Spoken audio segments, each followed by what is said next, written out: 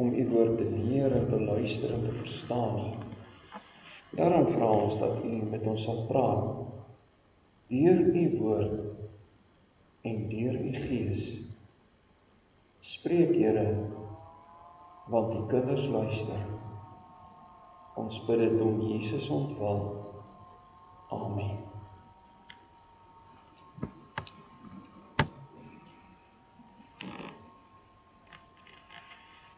Ons lees uit die woord van die Here, Hebreërs hoofstuk 5, van vers 7 af.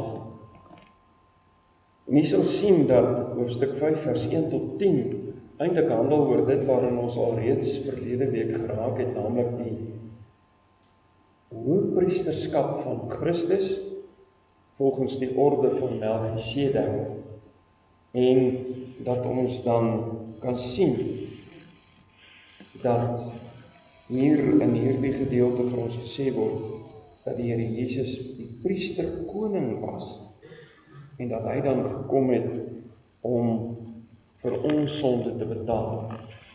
En dan hier van vers 7 af sien ons dat daar gepraat word oor die lyding wat Jesus as hoëpriester moes ondergaan.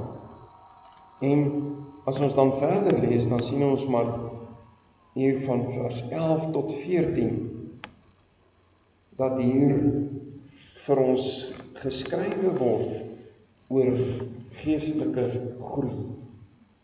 En dis dan die belangrike. Kom ons lees van vers 7 af. Hebreërs hoofstuk 3, hoofstuk 5, vanaf vers 7.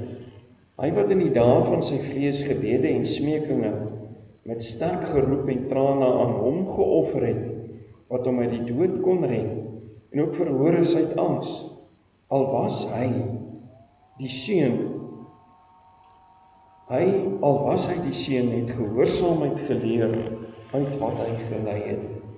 En nadat hy volmaak is, het hy vir almal wat hom gehoorsaam as 'n bewerker van ewige saligheid geword, en is deur God genoem 'n hoëpriester volgens die orde van Melchisedek, waarvoor ons veel te sê het, wat swaar is om te verklaar, omdat julle traag geword het om te hoor. Want hoewel julle vanweë die tyd leraars behoort te wees, het julle weer nodig dat 'n mens julle die eerste beginsels van die woorde van God moet leer. En julle het weer behoefte aan melk en nie aan vaste spys nie. Want elkeen wat melk gebruik is onervare in die woord van geregtigheid, omdat hy 'n kind is. Maar vaste spys is vir volwassenes, vir die wat geestesvermoëns besit, deur die gewoonte geoefen om goed en kwaad te onderskei. Ons lees net so ver. Nou, ek het vanoggend 'n plantjie saamgebring. En nou wonder ek wie van die kinders kan my help. Hier het ons nou 'n plantjie wat in mooi, goeie grond geplant is. Wat moet ek doen dat hierdie plantjie kan groei? Wie van die kinders kan vir my sê, wat doen mense dat 'n plantjie kan groei? Ja, Marika?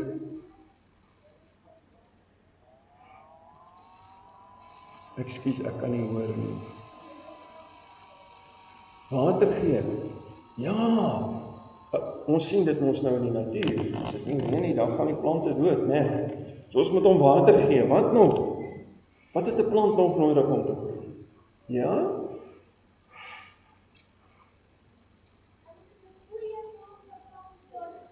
Baie dankie, hy moet in goeie grond geplant word. Hier is 'n klomp slim kinders in hierdie kerk.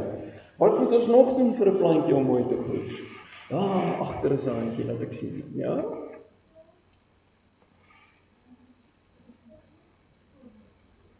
Ekskuus, ek is bietjie. Son, o ja. As ek hierdie plantjie in die donker gaan sit, gaan hy nie baie goed aard nie. Baie dankie julle. Hy het son nodig.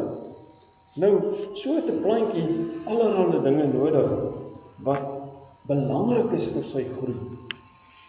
Goeie grond, sonlig, water. En selfs as hy nou lank in die pot staan, bietjie nuwe grond of bietjie plantvoedsel, en so kan ons aangaan. Baie dankie. Maar nou word in die deel wat ons gelees het, gepraat van geestelike groei.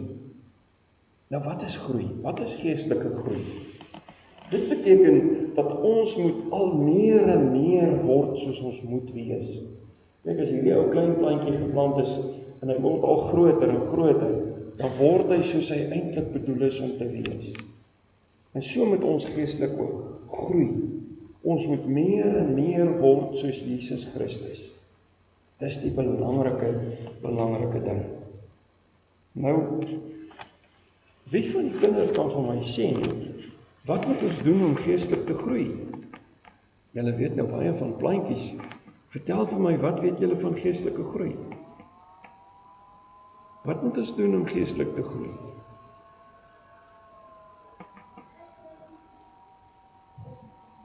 Bid. Ja, natuurlik, ons moet bid om geestelik te groei. Wat moet ons nog doen? Ja, na agter, Christian. Bybel lees, verskriklik belangrik. Dis ons geestelike kos hierdie. Dis ons geestelike kos. Baie dankie. Wat nog? Ja, is daar nog iets wat jy vir my kan sê? Ja? Ons moet gehoorsaam wees. Baie dankie. Hier so baie ander dinge wat ons kan bysit. Vertel vir ander van die Here. Gehoorsaam wees. En groei saam met ander kinders van die Here. So belangrik dat ons geestelik sal groei. Nou vanoggend word hier vir ons 'n paar dinge gesê in Hebreërs hoofstuk 5 oor geestelike groei. Hier van vers 10 af, 11 af, word spesifieke ding gesê wat 'n mens dalk 'n bietjie kan bekommerd maak. En dit is dat die gemeente aan die Hebreërs aan wie geskryf word, dat hulle soos babietjies gebly het, of weer soos babietjies geword het. Nou in die Bybelse tyd is dit 'n ou vergelyking, in verskillende boeke van die Bybel kry ons dit in die Griekse wêreld van daardie tyd, was dit 'n bekende vergelyking, dat groot mense kan kos eet, maar kindertjies moet met klein bietjie kosies begin. Babietjies moet begin met melkies, en later bietjie babapap, later bietjie purity, wat noem mens hulle, en later gemaalde of fyn gemaakte groente, wat hulle die smaakies kan aanleer. En later kan hulle dan al meer en meer eet. Tot die op 9 maande hoor ek nou die dag hulle selfs 'n stukkie vleis kan eet. Nou, maak nie saak wanneer jy wat vir die kind voorneem, maar dit beteken dis 'n proses. En die beeld wat gebruik word, is die beeld wat sê, maar as jy net met melkkosies besig is, dan gaan jy nie geestelike krag hê. Jy is nie geestelik sterk en volwasse nie. Dis die beeld wat ons hier moet gebruik vandag. En die skokkende, 'n mens dink altyd in terme van hierdie beeld van melkkosies aan jong gelowiges wat nog babietjies is in die geloof. En dat dit eintlik 'n belediging is vir iemand te sê, en jy het nog melkkosies nodig. Maar mense kan siek word. Dit maak dit bietjie anders. Dis groot mense, ou mense wat siek word, en hulle maag geopereer word. En dan kan hulle nie kos eet nie. Dan moet hulle soppies eet. En ek hoor hulle begin hierso by kleurlose sop, en dan sop met bietjie krag in. En later so bietjie gemaalde van die goeie groentetjies. En later 'n bietjie, en dan kan hulle bietjie begin eet en bietjie begin verteer. En eers hier op die einde kom hulle by die pitkos uit, die vaste kos, die vleis. Dis 'n lang proses. En die beeld wat hier in Hebreërs gebruik word, is nie die beeld van babietjies in die geloof. Dis juist die beeld van mense wat al groot mense is, wat al lank gelowiges is. Nou word vir hulle gesê, nou moet ons weer vir julle melkkosies gee. Ag nee. Hoe gebeur dit? Dis waaroor ons vandag gaan praat. Nou, ek wil begin by 'n ander beeld, die beeld van tafels. Wie van die groot mense onthou die tafeltoetse wat julle moes kry? Niemand onthou dit nie, ja, ek kies jy en daarom onthou Giel. Het julle ook pak gekry met die juffrou se liniaal op die hande, of wat ook al, as jy nie daardie tafels geken het nie. Ja, vandag, ek sien die juffrou ons kyk my kwaai aan, vandag mag jy ons nou nie slaan in 'n kind se hande of so niks nie. So, hulle het baie slim maniere om dit reg te kry vandag. Maar, dit is toch wel 'n ding wat skrikwekkend kan wees. As jy jou tafels moes geken het, en jy stap in die klas in, en daar is 'n tafeltoets en jy ken nie jou tafels nie. Jy het dit toe nooit geleer nie. So word dit vertel van die seentjie, wat ook die dag by die klas inloop. En hier is 'n verrassingstafeltoets. En hy het nie sy tafels, hy het nie eers sy eenmaal tafel geken nie, hy het nou regtig nie geken. En toe sy in groot moeilikheid, want die juffrou het al 2 weke terug vir hulle gesê, en vir die ouers in die boekies geskryf, julle moet die kinders die tafels leer. En hierdie ouetjie het dit nie geleer nie. En daar staan hy. En die juffrou is so kwaad, sy gryp hom daar in die skouer en sy sleep hom kantoor toe. En daar staan hy voor die skool en sy sê, meneer, dis nou al hoe lank wat ek hulle tafels leer. Hierdie ouetjie leer nie sy tafels. Hy het nie sy tafels geleer nie. En toe die seentjie sien die skoolhoof kyk so kwaai oor sy bril na hom. Toe probeer hy die saak bered en hy sê, maar meneer, ek ken darm al die wysie. Die skoolhoof kyk hom so, hy sê, wat? Hy sê, ja meneer, ek ken die wysie. Hy sê, wat 'n wysie? Hy sê, die tafel se wysie. Hy sê, vertel my. En hier begin die seentjie. Na. En toe snap hy, die kindertjies het dit met herhaling aangeleer, so in 'n koor. 1 maal 1 is 1. So hy ken toe die wysie, maar nog nie die woorde nie. Vandag praat die woord van die Here met ons oor ons geestelike slimheid, ons geestelike volwassenheid, ons vermoë om die Bybelse kennis te kan toepas. En saam met die gemeente aan wie hier geskryf word, die gelowiges word gesê, ken jy nie die wysie? Of ken jy die woorde? Ken jy die somme? Ken jy al die groot woorde, nie net die ABC nie? Weet ons na jare van kerkwees, al om die regte geluide te maak op die regte tyd, die regte wysie te neurie, of ken ons die woord van die Here intiem? Ek moet bely, ek ken nog nie my Bybel goed genoeg nie. Iemand sê nou die dag, vra van my, hoeveel keer het ek al deur die Bybel gelees? Ek weet nie hoeveel keer het ek al dele in die Bybel ook oor en oor gelees. Die hartseer is, dat ek so min daarvan nog ken. Want ons het dit te gemaklik. Die Christen daar in China en in die dele waar dit verbode is om die Bybel te hê, kry elkeen 'n blaai, en dan memoriseer hulle daardie blaai. Dat as hulle in die tronk gegooi word, dan ken hulle die Bybel. En as hulle daardie blaai gememoriseer het, dan gee hulle hom vir die volgende Christen, maar daar is nie Bybels nie.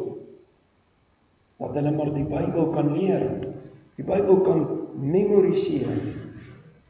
Daarvan ken ons baie min. Maar die wonderlike is, as die Bybel in ons harte geskryf is in die woord. En nou is juist die vraag, jy wat al jare 'n Christen is, wat jare in die kerk sit, ken jy die geestelike geluide, of kan jy die geestelike beginsels toepas? Kan jy onderskei in jou eie hart en lewe, en in jou kerk wees, en in jou besigheidsmens wees, in jou onderwyser wees, in jou boer wees, in jou pa wees, in jou ma wees, in jou kind wees, kan jy onderskei. Kan jy al volwasse in die geloof oordeel? En hierdie is nie 'n speltoets nie. Hierdie is nie 'n speeltoets nie. Dis 'n geestelike groeitoets wat die Heilige Gees vir ons wil aanlê, en dis nie 'n verrassingstoets nie, want ons moet almal die geestelike waarhede ken. Ons moet die woord ken. Ons moet dit kan toepas. En dis hoekom ons hier is, want Hebreërs 4 vers 12 sê, die woord van God is lewend en kragtig, en skerper as enige tweesnydende swaard. Dit dring deur tot by die raakpunt tussen siel en gees, en beoordeel die hart se voornemens en gedagtes. En dit is waarvan Hebreërs hoofstuk 5 praat. Hoërskoolkinders wat die graad 1 toets gedop het. Volwassenes wat die ABC oor moet leer. Wat is die ABC? Dis die vergelyking. Die ABC is die grondwaarhede van die geloof. Jy moet Jesus aanneem. Maar dan gebeur dit baie keer met ons, en dan kyk ons so half neerhalend na sekere mense wat elke maand of wat na 'n kamp toe gaan, en dan kom hulle weer tot bekering. Hulle bly by die bekering. Hulle bly by die babietjie, by die gebore word. Hulle groei nie, want hulle gaan nie kerk toe as hulle by die huis is nie. Hulle is nie deel van 'n kerk nie, hulle is nie betrokke nie. Hulle word nie sterk deur te oefen in die dinge van die Here nie. Maar doen ons dit nie baie keer self nie? Want die dinge wat hier in Hebreërs gesê word, het my hele gedagte oor 'n baba wees of 'n groot mens wees in die geloof oopgebreek in iets anders. Ek het altyd gedink dit praat van mense wat babietjies bly. Maar hoor wat staan hier. Hier word gepraat van julle moet weer die goed geleer word. Ek kan nie vir julle die ingewikkelde goed gee nie, sê Paulus. Watter ingewikkelde goed? Dit gaan oor Jesus Christus, wat volgens die orde van Melchisedek die hoëpriester geword het. Terwyl in die Hebreëse, die Joodse agtergrond was die Aaronitiese priesterorde aan die bewind. Met ander woorde, Aaron was die eerste hoëpriester en sy nageslag moes die hoëpriesters wees. Nie dat dit in die latere tye na Christus so bly bestaan het nie. Daar was ander priestergroepe wat eintlik indringers was. En hoëpriesters het 'n prestige posisie geword, nie 'n ampt nie. Maar die mense en baie van die behoudende Jode wat ook tot geloof gekom het in Jesus Christus, kon nie geestelik groei nie. Kon nie verder gaan nie, want hulle kon nie weens hulle kultuur agtergrond, dit waarin hulle vasgehou het hulle gekeer om te sê, daar's 'n nuwe priesterorde, die priesterorde van Melchisedek. Jesus is volgens daardie orde. En ons het al, as ons mooi gaan kyk hierna, dan sien ons dat hy uit die nageslag van Dawid is, wat die koningslinie was, terwyl Aaron die Levitiese priesterorde was. Maar ons lees in die Bybel van Melchisedek wat die priesterkoning van Salem was, en van Dawid toe hy en sy nageslag dan Jerusalem oorgeneem het, het hulle hierdie priesterkoningskap van Jerusalem, Salem, het hulle op die ouend oorgeneem. En uit sy nageslag is Jesus Christus gebore, volgens die priesterkoningorde van Melchisedek. Maar nou kon hierdie mense dit nie verstaan nie oor hulle dom was nie, oor hulle traag was, oor hulle moedswillig was, oor hulle gesê het, en iemand beskryf dit met, hulle ore is traag om te hoor, want hulle verstand kan nie onthou of vat wat hulle harte nie wil aanvaar. Hierdie mense was in hulle harte Jode, Gesê nee, dit moet volgens daai orde wees. Dit kan nie volgens die Melchisedek orde wees nie. En hoor, dit is ingewikkelde, gevorderde goed, wat nie belangrik is vir jou redding nie, maar wat jou kan keer, as jy geestelik wil groei. Want ek hou vas, dis maar net soos enige een van ons, wat kan sê, nee, my sonde is nie sonde nie, die Here het my so gemaak, ek sal maar so bly. Dit is wat ons kan verhinder, om geestelik te groei. En dit is waar hierdie gelowiges gesneuwel het. En dis die probleem. Dis wat Hebreërs vir ons sê, want ons sit waarskynlik nie met 'n probleem oor die priesterorde van Melchisedek en Christus se priesterskap nie. Maar daar's dalk ander kultuurgoedere wat ons verhinder om geestelik te groei. Geheime sondes, dinge wat ons goed praat, dinge waaraan ons vasklou. Ek wil 'n voorbeeld gebruik. Daar in die Waterberge was 'n klomp lidmate wat aan 'n sekere politieke party behoort het, wat baie konservatief is. En as 'n mens sekere dinge sê, dan sal hulle vir jou sê, ja, nee, ek weet die Bybel sê, maar ons sê. Met ander woorde, wat ons sê, wat ons politieke standpunt sê, moet die Bybel tot bekering laat kom. Nie die Bybel moet my tot bekering laat kom. En dis die gevaar, dat ons sekere oortuigings het, dat ons sekere gedagtes het, dat ons sekere instellings het, wat die regte dingetjie het, wat mooi klink, maar wat ons verhinder om geestelik te groei. En as ons dan kyk na geestelike groei, wat lees ons in Hebreërs hoofstuk 5 oor geestelike groei? Jesus Christus, in die eerste paar verse, moes ook groei.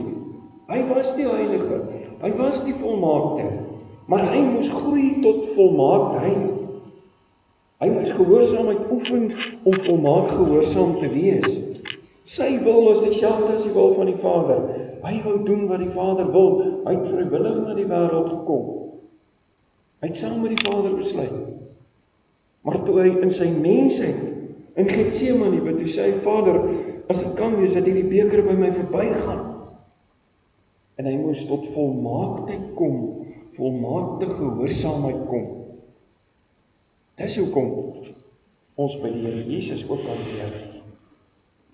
Sy lyding in die eerste plek het om volmaakte gehoorsaamheid geleer. Sy gebed. Ons lees op 'n klomp plekke in die Nuwe Testament van Jesus se gebede. Maar hier in Getsemane het hy ernstig en volhardend gebid. Hy het vir sy disippels gesê, kom ondersteun my. Sit net hier naby my, dat ek een kant kan bid, maar ondersteun my net. Ons kan nie genoeg vir mekaar bid nie. En selfs hy het dit nodig gehad. En hulle kon gegroei het, as hulle vir hom gebid. Maar toe gaan bid hy. En daarmee het hy tot volmaakte gehoorsaamheid gekom. En ons lees, is ernstige, volhardende gebed. Die derde ding is emosie. En nou kan ons in gereformeerde kringe sê, nee, oppas vir emosie. Natuurlik is emosie vervang nie die geloof nie. Emosie is nie alles waaruit ons keuses bestaan nie, want met jou hart en met jou gedagtes moet jy ook glo. Hulle moet ook tot bekering kom. Maar Jesus het so ernstig gebid dat sy sweet soos bloeddruppels geword het. Jesus het verskeie kere gehuil oor mense, gehuil oor Lazarus, maar ook gehuil oor Jerusalem, want hy het gesien waarna toe is hulle op pad. Hy het die emosie gevoel van jammer kry, daar waar hy in die kruis hang, maar hy al hierdie lelike sondes van al hierdie mense moes dra, wat hier voor hom staan, dat hy Vader vergeef hulle weet nie wat hulle doen nie. Hy het emosie geken, en daarom kan ons, en mag en moet ons ook, met soveel erns bid, dat as daar emosie bykom, dit nie verkeerd is nie, solank die emosie nie ons hele geloof probeer beheer nie. eerbiedige onderworpenheid, lees ons ook van vers 4. Die Here Jesus het gesê, Vader, as dit mag dat hierdie beker by my verbygaan, maar nogtans nie my wil nie, maar u wil. En so het hy 3 maal gebid, as ek reg onthou. En elke keer het hy nader daaraan gekom om net te sê, laat u wil geskied. Laat u wil geskied. En hierdie eerbiedige onderworpenheid aan die Vader kan ook beskryf word as geloof. En dan lees ons ook hier in Hebreërs 5 dat die Here Jesus gebid het en dat hierdie gebed van hom verhoor is. Nou, die gebed om red my van die dood is nie verhoor nie. Eers het die Here gesê, wag 'n bietjie, nee. Maar later het hy meer gedoen, hy het hom uit die dood opgewek, wat 'n oorwinning oor die dood was. So die Here Jesus moes 'n nee kry. Hy moes deur daardie wil van die Vader gaan, om dit op die regte manier te doen. En toe kon hy opstaan uit die dood. So gehoorsaamheid en geloof is deel van die prentjie, wat die Here Jesus moes oefen, en oefen om tot volmaaktheid te kom. Al het hy gebewe van angs, al het hy bloed gesweet, al was hy bang. Hy het hom onderwerp in geloof en gehoorsaamheid aan die Vader. Ons kan dit ook lydsaamheid noem, wat Jakobus 1 van praat. En wat is lydsaamheid? Dis om te bly glo terwyl jy ly. Om te bly vertrou op die Here, al voel dit vir jou, dis verskriklik. Jesus bly glo terwyl hy ly, terwyl hy volhard. Al is die omstandighede onhoudbaar, dat hy naderhand aan die kruis moes uitroep, my God, waarom het u my verlaat?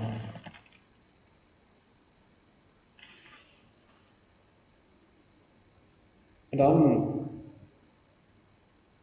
sien ons dat by sy geloof en gehoorsaamheid en lydsaamheid daar die volgende 3 goed kom, wat ons in die volgende paar verse lees, wat vir hierdie gemeente gesê word. Tydsverloop. Natuurlik is dit so, baie keer hoor mens gelowige ou mense sê, ag, is al so lekker om vrede te hê oor hierdie en hierdie saak. Wysheid kry 'n mens deur ouer te word in die geloof. Maar ongelukkig is dit so, dat nie alle ou mense eers groot mense is nie. Baie mense bly kinderagtig, hulle bly vasklou aan die reaksies van 'n kind. Hulle gooi speelgoed uit die kot uit. Die speelgoed word net duurder. Tydsverloop, maar dis tydsverloop met eerbiedige onderworpenheid, geloof en gehoorsaamheid, gebed. Dan kennis van die woord. Kennis van die woord waarvan ons in vers 14 lees, is verskriklik belangrik. Ek en jy moet die Bybel ken en al beter leer ken. Dis hoekom ons elke dag moet Bybel lees. Dis hoekom ons Bybelstudie toe moet gaan. Dis hoekom ons kerk toe moet gaan. Maar jy kan vreeslik slim wees. Jy kry ateïste wat die Bybel van buite ken. Hulle ken die feite, maar hulle ken dit nie in die hart nie. En ek en jy kan die Bybel ken en allerlei tekste maklik uithaal om onsself of ander in die pak te gee. Maar ken ons die hart wat verander het? Ervaring, geoefendheid. Dis wat saam met die kennis gaan. Ons moet met oefening in die dinge van die Here, moet ons onsself oefen in die heiligmaking. Broers en susters, op 'n plek praat die woord daarvan, dat ons die ou natuur moet doodmaak, sodat die nuwe natuur kan groei. En dis wat die Hebreërs nie gedoen het nie. Hulle het nie die ou natuur en die ou kennisstelsels, die ou waardesisteme doodgemaak om dit te onderwerp aan die woord nie. En dis wat ons voor moet oppas. Want dis nie net die Hebreërs wat vir hierdie fout geval het nie. Ook ons kan daarvoor val. Ook ons kan so vasklou aan ons regte aan ons ou natuur, aan ons beginsels, dat ons dalk nie die woord toelaat om ons te heilig nie. Kom ons kyk dan, wat word hier vir ons gesê? 2 dinge wat ons groei kelder, wat ons van die Hebreërs kan leer. Wat maak ons so dodelik siek, dat ons weer melkbossies moet eet? Die eerste ding is onkunde. En natuurlik het nuwe gelowiges nie kennis van die Bybel gewoonlik nie. Natuurlik moet hulle eers leer. Dis hoekom ons verbondsonderrig het. Dis hoekom ons volwassenes wat belydenis wil aflê, dat katekiseer, hulle moet eers die goed leer. Onkunde van lui gelowiges. Broers en susters, ons kan 50 jaar lank 'n gelowige wees, maar as ek te lui is om die Bybel te bestudeer, dan gaan dit begin sigbaar word in my lewe, want dan groei ek nie. En interessant, dat die woord wat in Hebreërs gebruik word vir die babietjies of die klein kindertjies, is eintlik die woord wat gebruik word vir kindertjies op die oulike stadium. Nou watter oupa of ouma is hier, wat nog nie gesê het, ag, maar is hulle nie te oulik nie, hierdie oulike stadium. Maar as daai kind in daai stadium bly, is daar moeilikheid. Daardie kind moet groot word. Daardie kind moet begin skool toe gaan. Daardie kind moet begin 'n tiener word, moet 'n groot mens word, moet later uit die huis uitgaan. Anders is daar moeilikheid. En lui Christene, wat oulike, probeer oulik bly, oulik wees, dis nie gesond nie. En dan natuurlik siek gelowiges. Almal van ons kan siek word, fisies, maar ook geestelik. En dit is die genade van genade. Dis die genade dat die Bybel sê, kinders van die Here sal nooit verlore gaan nie. As jy nie regtig 'n gelowige was nie, kan jy heeltemal wegdwaal en wegbly. Maar as jy 'n kind van die Here is, het jy vandag kans om terug te kom om te sê, ek wil groei. Ek wil groei. Ek wil meer soos Jesus word. Ek wil nader aan die Here leef.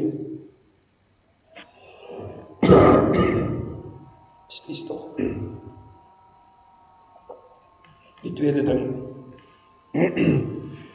ding wat ons kan wat struikel en kan keer om geestelik te groei of kan siek maak, is soos wat met die Hebreërs gebeur het, dat ons aan tradisie en kultuur vashou. Jy kan so vasraak in familiegewoontes en kulturele gedragspunte dat jy onopleibaar was. Ag, ek wil maar een voorbeeld noem wat seker 'n veilige voorbeeld is. Daar was 'n tannie in ons eerste gemeente waar ons was. Dierbare mense, pragtige kerkmense, maar sy kon skinder met die biesie spele. En dan sê sy altyd, maar my ma het gesê, as jy die waarheid praat, kan jy maar praat. Sy het vasgehou aan wat haar ma gesê het. Hulle familietradisie was, gesels maar lekker, praat maar almal. Maar die Bybel sê, moenie kwaad spreek nie. As iets negatief is, moet dit nie sê nie. Sy het net gesê, my ma het gesê. Die ander term wat ons kan gebruik is, ons maak al jare so. Of ons maak in die industrie so. Of ek leer in die sielkunde dit. Of ek sien op internet dat. Of ek sê so. Of die Bybel sê maar ons sê. Broers en susters, die toets wat ons vandag skryf is nie 'n speltoets, of 'n tafeltoets, of 'n speeltoets nie. Dis 'n geestelike groeitoets. En dis die toets waar elkeen van ons, as ons nou by die huis kom, moet gaan stil word op ons knieë voor die Here. As ons nie kan kniel nie, met ons harte buig. Sê, Here, wys my, waarom klou ek vas dat ek nie geestelik kan groei nie? Want is nie net die Hebreërs wat in hierdie gevaarlike siekte toestand verkeer het nie. Ons kan elkeen daarin val. Ons kan elkeen daai siekte kry.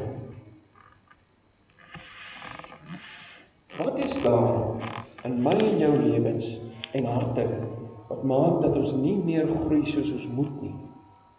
Dat ons nie so geestelik heilig en volwasse is soos ons moet wees nie?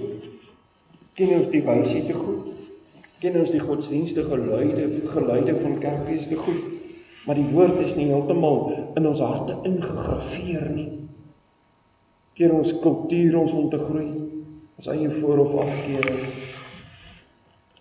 Broer, suster, seun, dogter. Wat keer jou om geestelik te groei? In Hebreërs was dit hulle kultureel godsdienstige agtergrond. Maar wat is daar in my en in jou lewe wat ons verhinder om te groei? Ons het Sondag nagmaal gebruik wat verby is. En die nagmaal is nie iets wat maar verby is en nou volgende keer het ons weer nagmaal en dan moet dit ons geloof nou versterk nie. Die nagmaal is ook soos 'n trapklippie waarvan ons elke keer 'n treukie hoër moet klim. Hierdie nagmaal het ons geloof versterk.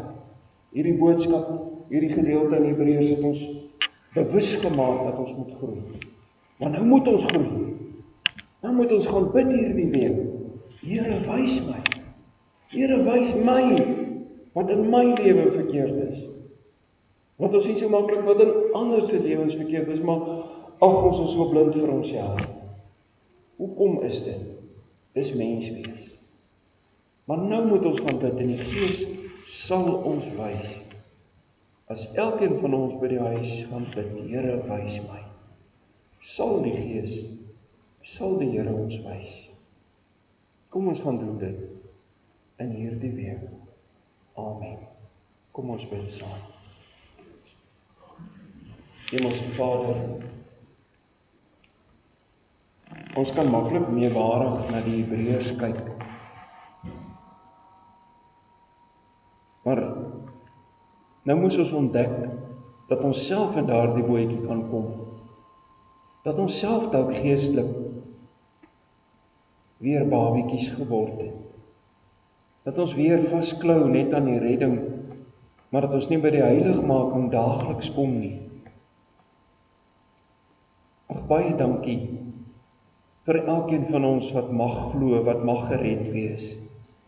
Baie dankie vir elke stukkie geestelike groei wat U deur die jare in ons ingebou het. Baie dankie dat U met ons besig is, dat U ons nie verlos het nie.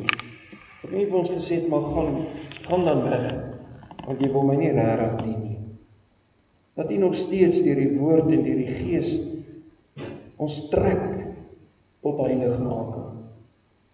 Hier is ons Here, werk in ons tot heiligmaking.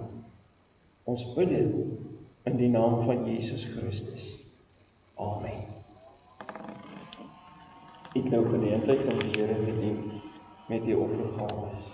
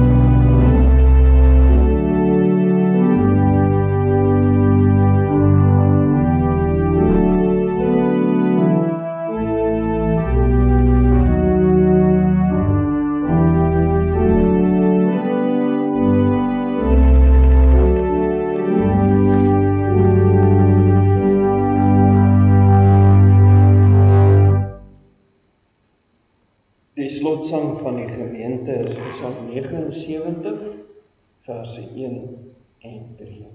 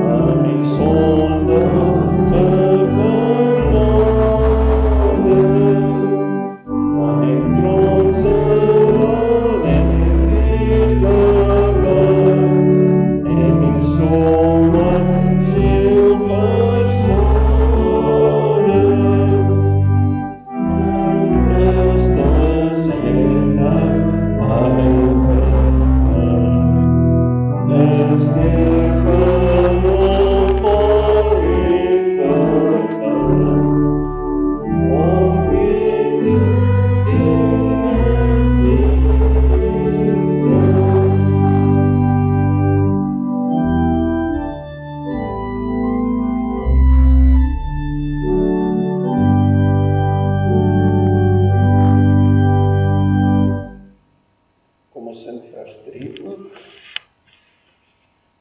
Ek het die 2 verses opgevee aanvanklik, en ons sal oor die 3de vers.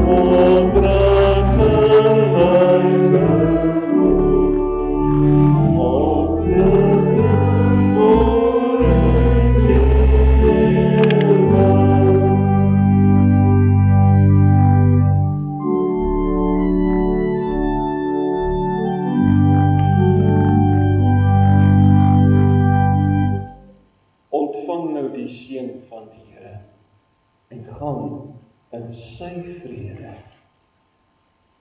Die Here sal jou seën en jou behoed. Die Here sal sy aangesig oor jou laat skyn en jou genadig wees. Die Here sal sy aangesig oor jou verhef en aan jou vrede gee.